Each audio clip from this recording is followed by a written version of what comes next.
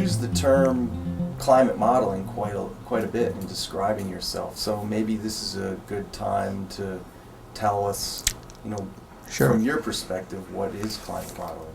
Well, climate modeling, and in particular global climate models, are really large computer codes.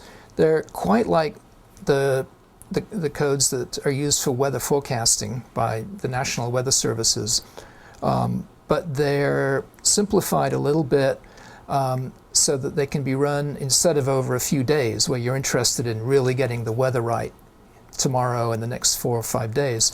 So that you can run them over 10 years, if you like, or 100 years, to get a projection of the average climate. They still have all the storms and the weather events in them, simplified a little bit, so they're efficient enough to run for those long time scales. And the other thing that's different about them is that they have a lot of other components. They're coupled to other things that interact with the weather over that time scale, like snow, the thickness of snow, the temperature and amount of moisture in the soil, oceans, the effect of vegetation, that sort of thing.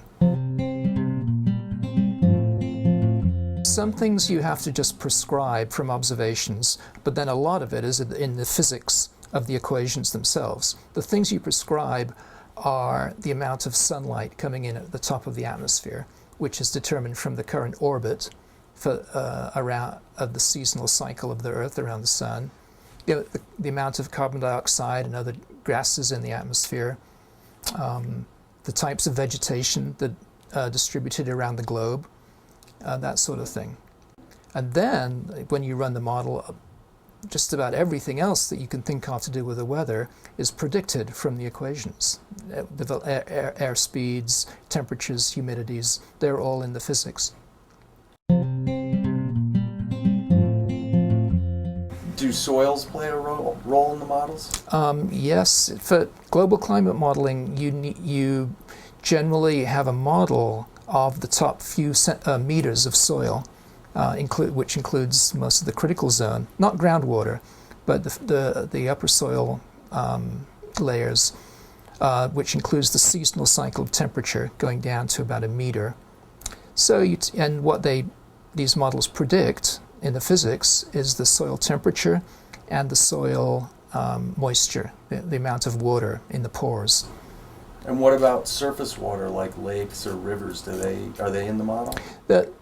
Usually not explicitly. You don't predict river flow, for instance. Like, you're not going to get the speed of the Mississippi current. But what is predicted is the local runoff averaged over soil areas. And then what you can do from that is deduce the average river output integrated over the whole Mississippi basin, for instance. And lakes are just prescribed usually. What about ice?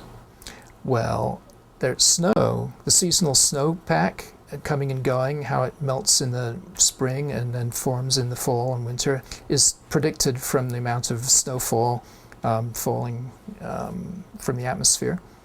And sea ice is also predicted, which is of interest recently because of the rapidly receding cover in the Arctic, for instance. That's included in these climate models when they applied to the future. Mm-hmm. But the big ice sheets, like Greenland and Antarctica today, they're prescribed. Those timescales of their variations are thousands to tens of thousands of years. And these global climate models can only be run realistically with computer power that we have for decades or few hundred years at most at a time. So you have to prescribe these long-term features like ice sheets. Coupled modeling, which I do quite a bit, where you use tricks really to run these global climate models only for a few decades and then couple them to separate models of the ice sheets where you can try and then run just the ice sheet model over thousands, 10,000s, or even millions of years to predict their variations in the past.